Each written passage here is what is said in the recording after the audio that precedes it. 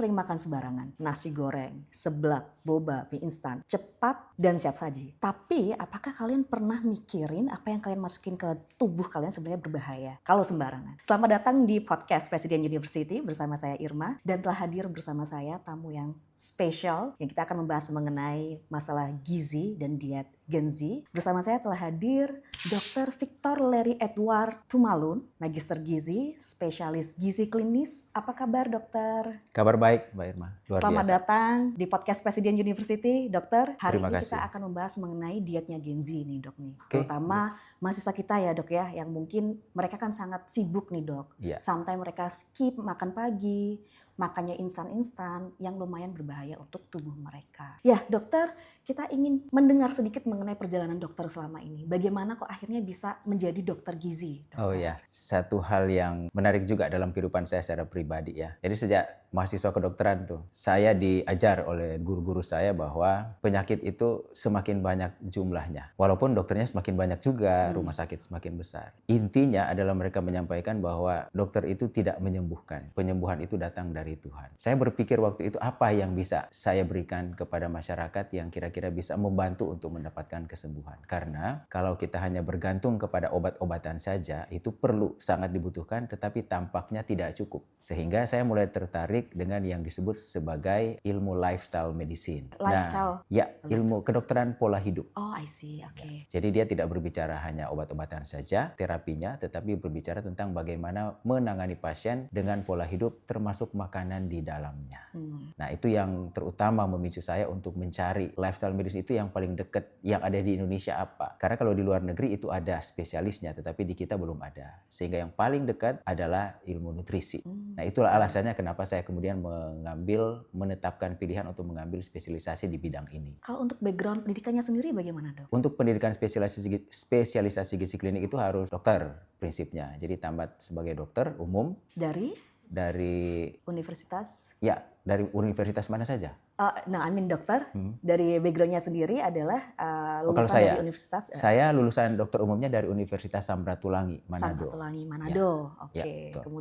Kemudian melanjutkan pendidikan gizi klinik di Universitas Indonesia. Oke. Karena di Indonesia ini waktu itu baru beberapa center saja yang membuka pendidikan ini. Sehingga saya cari yang paling dekat dan kebetulan diterima di Universitas Indonesia. Nah, setelah itu praktek di mana dok? Setelah itu saya kemudian praktek di salah satu rumah sakit swasta di Bandung. Dan kurang lebih 3 tahun lalu saya pindah ke daerah Bekasi. Praktek di rumah sakit swasta juga di rumah sakit daerah Bekasi. I see. Dan sekarang dokter menjadi salah satu dokter di Fakultas Kedokteran Presiden University. Betul, ya, dok, tenaga pengajar kurang lebih setahun inilah. Setahun ini. Ya. Oke dok, nah kita masuk nih ke topik kita mengenai dietnya Gen Z. Menurut dokter, apa yang paling mengkhawatirkan dari pola konsumsi gizi? Gen Z terutama Gen Z saat ya, ini. terutama di mahasiswa kita lah ya, yang bisa kita lihat sehari-hari.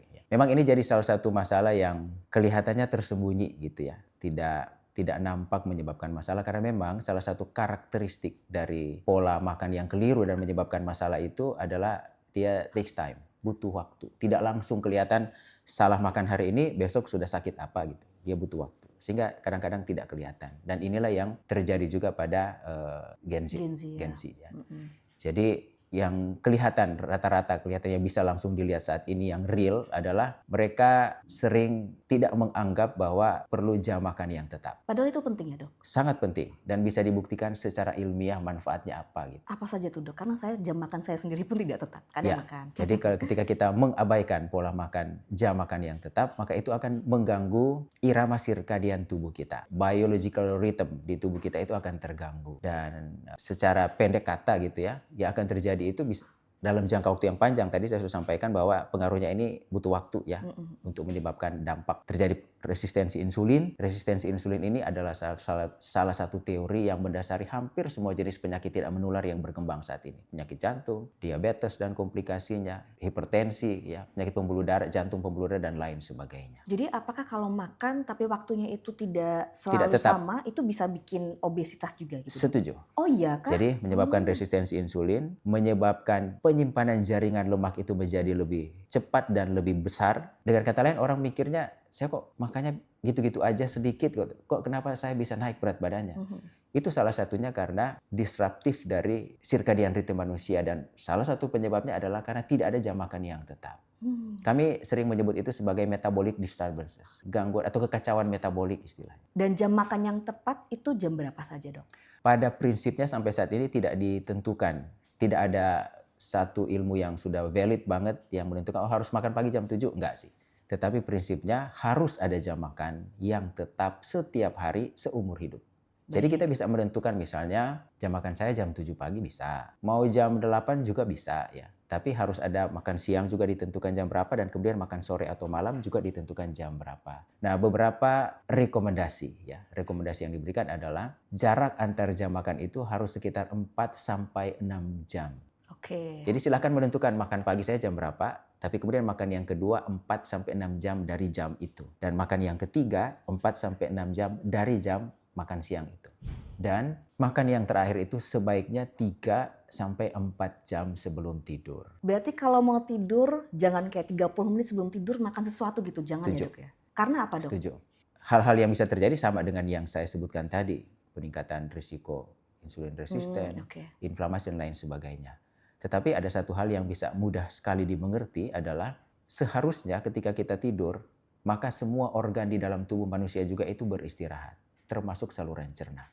Kan detak jantung kita menjadi lebih pelan. Frekuensi nafas kita juga menjadi lebih pelan. Saluran cerna juga gelombang gerakan peristaltiknya juga menjadi lebih pelan. Harusnya. Jadi ketika bosnya tidur, organ-organ pencernaannya juga harus tidur gitu kan. Dalam arti pekerjaannya menjadi sangat lambat gitu.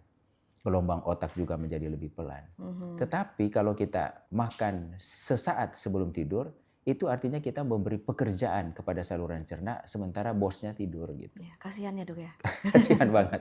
Dan seperti yang disebutkan tadi, kalau ini terjadi berulang kali, maka akan terjadi masalah metabolik di dalam tubuh manusia. Baik, Dok. Jadi teman-teman jangan makan 1 jam sebelum tidur, ya, minimal 3 jam. 3 sampai 4 jam. Itu asumsinya pencernaan di lambung manusia itu sudah sebagian besar selesai. Sehingga saluran cerna secara overall juga bisa beristirahat. Kalau masalah makan pagi sendiri, Dok, sarapan, khususnya bagi mahasiswa nih, Dok, bagaimana? Itu pentingkah? Sangat penting. Sejauh ini penelitian-penelitian itu masih membuktikan bahwa sarapan itu bermanfaat untuk semua orang, khususnya kepada pelajar. Ya, jadi orang yang sementara belajar, entah dia mahasiswa S1, S2, S3 gitu, atau di tingkat pendidikan yang lebih rendah, itu sarapan itu masih sampai sejauh ini masih dianggap sebagai sesuatu yang sangat penting. Kalau tujuannya adalah menurunkan berat badan ya, Dok ya. Ya. Ada beberapa teori yang bilang nih bahwa skip aja sarapan, ganti americano, nanti makan jam 10 atau 11 siang. Ya, itu pendapat yang tidak bisa langsung diterima. Okay. Sebenarnya prinsipnya untuk menurunkan berat badan kita bisa menggunakan metode apa saja. Yang jadi pertanyaan, apakah metode itu aman untuk jangka panjang? Apakah sehat juga gitu ya? Apakah sehat dan aman untuk jangka panjang? Nah, itu yang perlu dipertanyakan. Kami selalu menyarankan sesuatu yang sifatnya natural, yang sesuai dengan fisiologi tubuh manusia. Dan sarapan itu menjadi salah satu bagian dari fisiologi tubuh manusia gitu. Karena kita butuh energi sepanjang hari, terutama otak. Otak itu kalau dari sisi masanya, beratnya itu hanya kurang lebih 2% dari berat tubuh manusia. Tapi konsumsi energi dari makanan kalau dia bekerja itu mencapai 20%. Setara dengan apa yang dikonsumsi oleh otot manusia. Otot manusia sekitar 21%. Jadi kita bisa lihat bagaimana banyaknya energi yang diserap oleh otak untuk melakukan fungsinya. Nah, kalau kita nggak sarapan, pertanyaannya apa yang akan terjadi gitu. Kalau begitu berarti semakin berat kita berpikir, apakah semakin kurus juga kita, Dok? Kan katanya memakan banyak sekali energi. Secara teori iya, walaupun mungkin tidak langsung ya, karena untuk hasil akhir kurus atau turun berat badan itu melibatkan banyak faktor gitu, banyak modalitas yang harus dipikirkan dan digunakan gitu. Tetapi secara teori iya harusnya. Harusnya iya? Iya. Wah, saya habis ini mikir terus deh, Dok. Tapi jangan lupa ada faktor lain juga yang harus diatur gitu. Kalau menurut dokter nih, secara gizi ya, Dok, mana yang lebih penting? Berat badan ideal atau yang penting gizi terpenuhi? Ini pertanyaan yang kedengaran gampang banget ya, tetapi untuk menjawab ini kompleks banget. Kami selalu berprinsip bahwa itu tergantung dari kondisi orang seperti apa. Contoh, pada pasien yang sedang mengalami satu penyakit tidak menular tertentu, diabetes misalnya, ya, apalagi tidak terkontrol, gulanya naik turun nggak terkontrol, atau sedang mengalami penyakit jantung dan dia dalam keadaan gemuk, kita sebutnya obesitas, ya, entah dia obesitas derajat 1 atau derajat 2, maka kita harus menurunkan berat badan, tetapi tidak mengejar ideal. Dari berbagai penelitian turun aja 5-10% itu sudah cukup signifikan untuk menurunkan risiko komplikasinya. Jadi kita nggak perlu mengejar ideal. Walaupun pesannya adalah turun 5-10% tapi jangan naik lagi. Karena kalau naik turun kita sebutnya efek yoyo. Dari beberapa penelitian menyebutkan bahwa komplikasinya lebih cepat terjadi. Dengan kata lain, kalau orang itu gemuk, lebih baik dia gemuk tetapi stabil seumur hidup daripada dia naik turun berat badannya karena diet enggak gitu. Oh, berarti kalau ada kata-kata di media sosial bahwa nggak apa-apa gemuk yang penting sehat, itu berarti tanggapan dokter ya udah. Bagi kami itu masih bisa diterima, tetapi tentu saja tidak stop di situ gitu ya. Kami menyebutnya itu sebagai masa transisi. Artinya oke lah gemuk sehat kami terima. Istilah ilmiahnya itu adalah secara metabolik dia sehat tetapi obes orangnya. Itu diterima, kalau di kami diterima. Tapi seperti yang saya sebutkan tadi, kami menyebut itu sebagai masa transisi. Artinya di masa transisi itu mungkin penurunan berat badan tidak harus buru-buru, harus drastis diturunkan, jumlahnya besar dalam waktu pendek. Ya, tetapi tetap harus ada usaha untuk menurunkan berat badan. Oke, kalau begitu apa yang bisa dokter sampaikan nih ke teman-teman kita, ke mahasiswa Gen Z nih Pak, pada umumnya ya khususnya ya, yang mereka tuh pingin banget sebenarnya untuk menurunkan berat badan ya, sampai mereka skip makan dan lain sebagainya, sampai pada kurus-kurus. Apa yang bisa dokter sampaikan ke mereka? Ya, ini hal yang penting ya, kita berbicara soal pola hidup yang kompleks. Jadi kalau saya sebagai dokter spesialis gizi klinik, memang pesannya adalah sebaiknya mengadopsi satu pola makan yang natural, yang tujuannya itu untuk sehat. Soal berat badan turun, kalau misalnya juga ada masalah profil metabolik, misalnya kolesterolnya tinggi, gula darahnya tinggi, itu juga akan terjadi asal yang kita kejar itu sehatnya. Nah kalau konsep berpikir kita itu adalah ngejar sehat, maka kita akan memilih cara yang natural juga. Gitu. Itu harapannya. Sehingga bagi mahasiswa, cara yang natural itu sebenarnya nggak sulit-sulit banget juga sih. Ya. Contohnya yang pertama harus dipikirkan adalah pengaturan makan itu wajib. Jadi kita bicara pola hidup nih, lifestyle ya. Yang pertama adalah pola makan harus baik. Nah pola makan itu bagi saya hanya 3 sebenarnya yang perlu diatur. Yang pertama jam makan. Jam makan. Harus ada jam makan yang tetap setiap hari. Dan yang kedua yang penting bagi kami adalah cobalah untuk puasa di antara jam makan. Jadi jangan ngemil. Minum boleh? Kecuali air bening. Betul. Air bening ya? Ya, malah bukan cuma boleh. Kalau di antara jam makan, minum itu menjadi kewajiban. Baik. Bukan hanya boleh, malah diwajibkan. Gitu. Kalau kopi yang tidak manis gimana? Boleh tidak dok? Prinsip kami adalah di antara jam makan itu jangan ada sesuatu yang masuk ke dalam mulut yang punya nilai kalori atau nilai nutrisi. Apapun itu. Karena ada penjelasan ilmiahnya. Ada. Dan itu penjelasan ilmiah sangat menarik sebenarnya. Jadi saran yang kami yang kedua adalah di antara jam makan itu sebaiknya tidak makan. Jangan ngemil. Ya kalau pingin makan makanan cemilan gitu. Silakan aja tapi di jam makan sebaiknya gitu. Selesai makan langsung ya, ngemil betul gitu sekali. Ya, lebih baik di situ gitu. Itu masih dianggap relatif aman dibanding dengan kita tidak memberi kesempatan kepada saluran cerna untuk mengerjakan pekerjaan yang lain di antara jam makan. Karena saluran cerna itu kan bukan hanya bekerja mencerna menyerap yang terjadi di saat orang makan.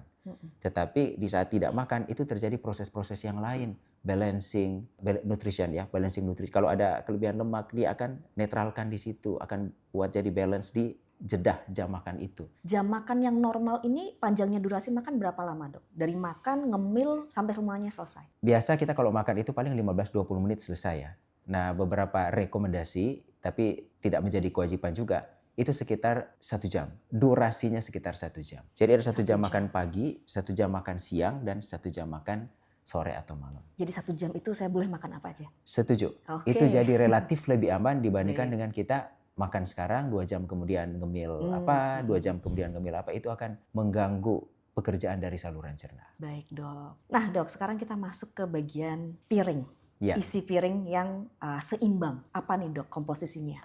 Apakah 4 sehat 5 sempurna? Ya, itu masih berlaku? 4 sehat 5 sempurna sekarang ini tidak lagi disampaikan gitu ya. Tetapi pada prinsipnya itu tidak hilang. Tetapi sudah ada penyempurnaannya. Nah yang paling baru sekarang ini yang kita adopsi adalah pola makan isi piringku.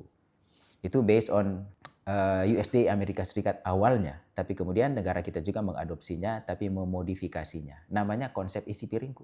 Oke, isinya apa? Isinya itu adalah karbohidrat. Bahkan sudah jumlah. Kalau 4 sehat 5 sempurna kan tidak menyebut jumlah. Dia hanya menyebut jenis saja, kelompok makanan. Tapi kalau isi piringku jumlahnya juga sudah mulai diangkat gitu. Baik. Jadi makan sumber karbohidrat anything ya, karbohidrat source itu sekitar 1/3 dari ukuran piring, kurang lebih.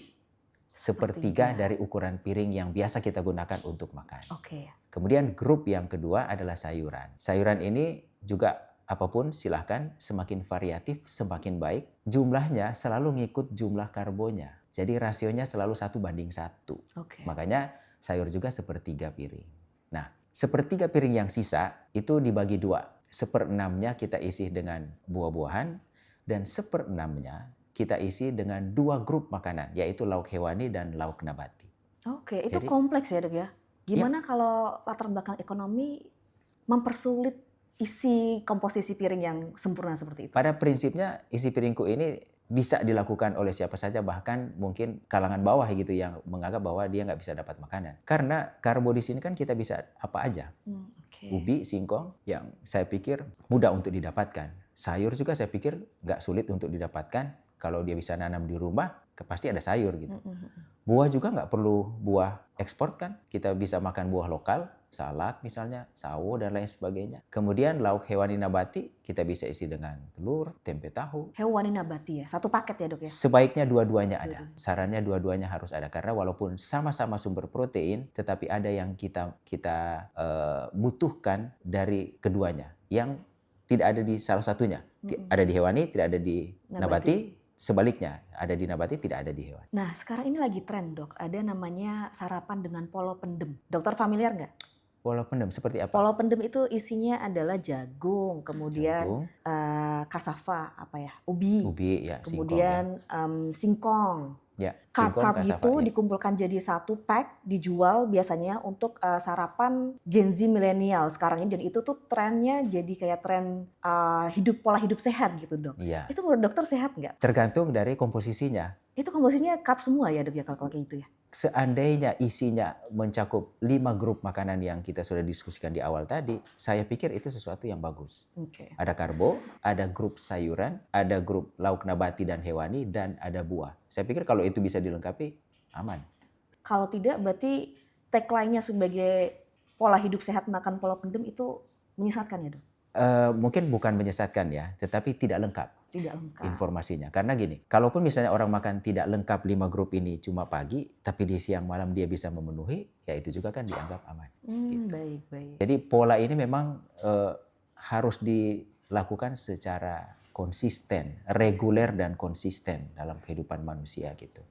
Oke, nah sekarang dokter pernah dengar mengenai matcha yang unsweetened tanpa gula, terus diminum untuk menurunkan berat badan, kayak ganti semua makanan dengan matcha, terus minum lagi, makan lagi nanti sekitar pukul 12 ke atas gitu. Itu bagaimana Dok tanggapannya? Nah, prinsip kami sebagai dokter spesialis gizi klinik adalah makanan apapun itu mengandung unsur nutrisi. Tetapi di dunia ini tidak ada satu makanan tunggal yang dianggap sehat. Sehat itu dalam arti memenuhi semua kebutuhan nutrisi, semua ya. Jadi semuanya harus ada. Yang kedua adalah tidak kurang dan tidak lebih jumlahnya. Dan yang ketiga, tidak ada efek toksik untuk jangka pendek maupun jangka panjang. Itu prinsip ringkasan dari semua definisi makanan sehat. Dan itu yang kami yakini. Sehingga kalau kita bicara hanya jenisnya saja, matcha saja gitu, maka kami tidak menyebutnya sebagai makanan sehat. Kami menyebutnya sebagai bagian dari makanan sehat. Kalau menyebut itu bagian, iya, artinya harus kompleks. Nggak apa-apa menggunakan matcha silahkan, tapi pertanyaan kami adalah di dalam hari itu kombinasinya apa saja. Nah, kami sendiri sebenarnya tidak pernah menganjurkan untuk mengadopsi satu jenis makanan tunggal dan menganggapnya sebagai makanan sehat. Harus variatif, jumlahnya juga harus pas, baru itu disebut sebagai makanan sehat. Tapi kalau konteksnya adalah untuk diet nih Dok, dokter akan bilang bahwa matcha untuk diet itu mitos atau fakta? Beberapa penelitian menemukan bahwa dia ada signifikansi terhadap penurunan berat badan. Sehingga secara ilmiah saya tidak bisa menyebutnya mitos gitu ya, karena ada fakta ilmiahnya. Tetapi pertanyaannya adalah ini bisa dilakukan jangka panjang nggak? Seperti yang saya sebutkan di awal tadi. Prinsip kami adalah kalau kita mengandalkan satu makanan tunggal untuk tujuan diet tertentu, maka untuk jangka panjang biasanya akan relatif tidak aman. Kami selalu menganjurkan lebih baik yang natural. Silahkan gunakan matcha, tetapi itu menjadi bagian dari pola makan atau diet seseorang. Itu oke. Tapi kalau hanya menggunakan itu saja dalam jangka waktu yang cukup panjang, maka kami tidak merekomendasikannya secara rutin. Oke dok. Nah dok, ada satu fenomena nih dok ya. Sekarang ada aplikasi kedokteran Iya, yang bisa diakses oleh masyarakat umum. Di situ mereka menawarkan sebuah servis, bukan servis ya, layanan untuk penurunan berat badan. iya, Tapi salah satunya adalah menggunakan sejenis suntikan. iya, Ya dokter pernah dengar hal itu kah? pernah. Itu bagaimana dok tanggapannya? Karena kan konsultasi ini akan dilakukan secara online ya. Iya. Bentuk konsultasinya mungkin rekam medisnya kan bisa dibuat-buat oleh let's say saya sendiri kalau saya mau dapat suntikan itu. Iya. Bagaimana dok? Kami tidak merekomendasikan karena penggunaan obat-obatan atau medikamentosa untuk penurunan berat badan itu harus mengikuti prosedur yang seharusnya. Ya, secara hukum juga kan seperti itu ya. Jadi harus ada ketemu dengan orang yang ada kompetensi, bahkan bukan cuma kompetensi, dia berwenang nggak untuk memberikan obat. Itu juga menjadi perhatian. Saya dokter gizi klinik, tapi rumah sakit nggak kasih wewenang saya untuk melakukan satu tindakan dan saya lakukan, itu secara hukum melanggar. Jadi harus ada kompetensi, harus ada wewenang. Kemudian pasiennya harus datang, harus ketemu, nggak bisa online, Oh, nggak bisa online nggak juga bisa. ya? Karena kita bicara obat injeksi. Betul Ya. betul. Itu ada instruksinya injeksi sendiri dok? Ya, Tidak boleh. apapun ya, itu, ya. Hmm. Kemudian harus ada prosedur yang dilakukan, ada wawancara, ada anamnesis, ada pemeriksaan fisik, ada pemeriksaan penunjang, diagnosisnya harus jelas, baru kemudian terapinya.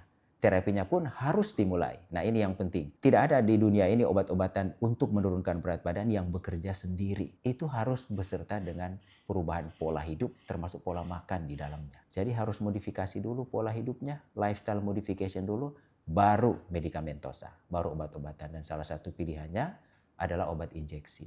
Dan itu sebaiknya harus dari dokter. Nah obat injeksi ini jika diinjek secara sembarangan dok, terutama dari orang-orang yang nggak overweight ya, itu kan Ya. kalau nggak salah untuk obes ya dok ya. Betul sekali. Tapi kalau orangnya tuh sebenarnya tidak ada satu kondisi yang mengharuskan untuk injeksi pribadi gitu, terus dia injek beberapa kali sampai memang turun berat badan sampai underweight, Ya. itu kira-kira konsekuensi medisnya apa dok? Banyak sekali konsekuensi Contohnya? medisnya. Tidak ada di dunia ini obat-obatan yang tidak ada efek samping jangka panjang. Tidak ada. Sehingga betul-betul harus di bawah pengawasan dari seorang yang terlatih, ya, harus orang yang profesional. Dokter itu pun memberikan obat kan harus dievaluasi, harus dimonitoring semua efek sampingnya.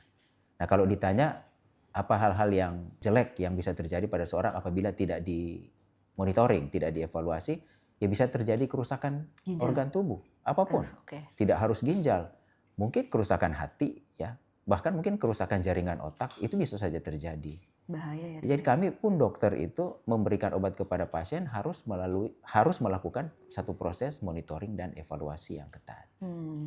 Jadi kalau saya sih mendengar kasus seperti ini menganjurkan sebaiknya itu tidak dilakukan. Jangan dilakukan ya. Tidak dilakukan karena resikonya Besar cukup ya, Dok. besar. Ya memang mungkin gini, tapi saya udah itu nggak ada masalah kok. Nah, yang perlu diketahui bahwa manusia itu punya toleransi terhadap satu terapi itu bisa berbeda-beda. Tidak tergantung variasi genetik yang ada di dalam tubuhnya. Tapi kita tidak bisa melakukan satu konsep generalisasi. Semua aman gitu kalau diberikan tentu juga. Oke dok. Dok ini tidak terasa kita sudah hampir selesai Ya. waktunya dok ya. Tapi untuk menutup dok, ini kan dokter kan sekarang menjadi dosen di Fakultas Kedokteran Presiden University. Betul. Dan saya yakin dengan kualifikasi dokter yang sebegitu panjang di dunia kedokteran, pasti banyak sekali universitas lain yang meminta dokter untuk menjadi salah satu dosen di universitas-universitas tersebut. Lalu kenapa dokter memutuskan untuk menjadi dosen di sini, di Presiden University khususnya? Nah, ini satu hal yang menarik juga dia. Karena kalau mau diceritakan dari awal sesuatu yang unik gitu. Saya awalnya nggak kenal dengan Presiden University ya. Beberapa tahun yang lalu saya nggak tahu. Tetapi karena kebetulan aktivitas saya itu sebagian besar ada di wilayah ini gitu, maka saya beberapa kali melihat iklan gitu ya di jalan, ya apa namanya itu ya, iklan yang ini semacam Baliho ya? baliho yang gede Oke. tuh, Presiden University. Saya awareness saya muncul gitu, apa sih, mulai nyari-nyari dan menarik tuh. Waktu itu Fakultas Kedokteran belum ada. Tapi kayaknya kalau lihat dari misinya, visinya dan sebagainya, ini sesuatu yang menarik bagi saya. Tapi saya belum ada apa namanya, cuma rasa tertarik aja dan ini kayaknya unik nih. Uniknya di mana dok?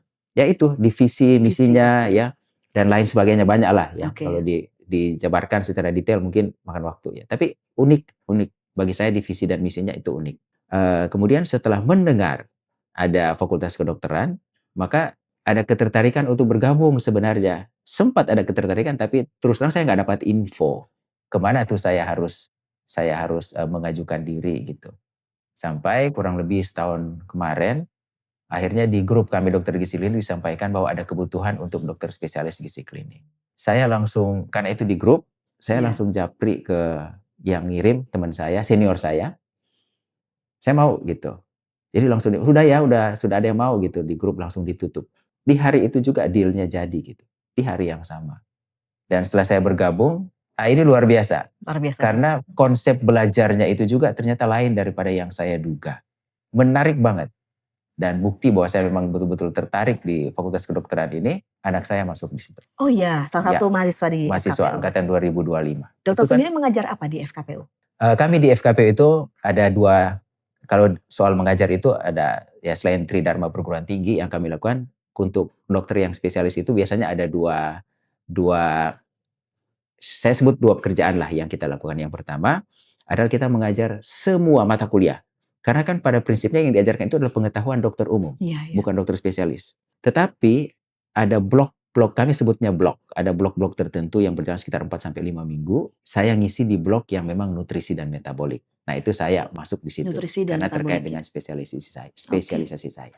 Baik dok, terima kasih dok telah meluangkan waktunya untuk bergabung di podcast kita ya dok. Sama-sama. Ya. Nah sayang sekali waktunya sudah habis ya teman-teman, terima kasih bagi yang sudah bergabung dari awal sampai akhir. Hari ini kita mendapatkan informasi yang sangat bermanfaat berkaitan dengan dietnya Gen Z dan gizi apa yang sebenarnya kita butuhkan untuk badan kita. Jadi kalau mau makan sekarang tolong berhati-hati ya. Kalau diet juga hati-hati. Jangan sampai salah kaprah ya dok ya. Setuju. Ya begitu. Jadi saya akan kembali lagi di podcastnya minggu depan dengan dokter yang lain lagi. Jadi silahkan ya pantengin di YouTube-nya Presiden University. Dan dokter kita closingnya gini dok. Bye Fresh Universe gitu ya dok ya. 1, 2, 3. Bye Fresh Universe. What's the vibe?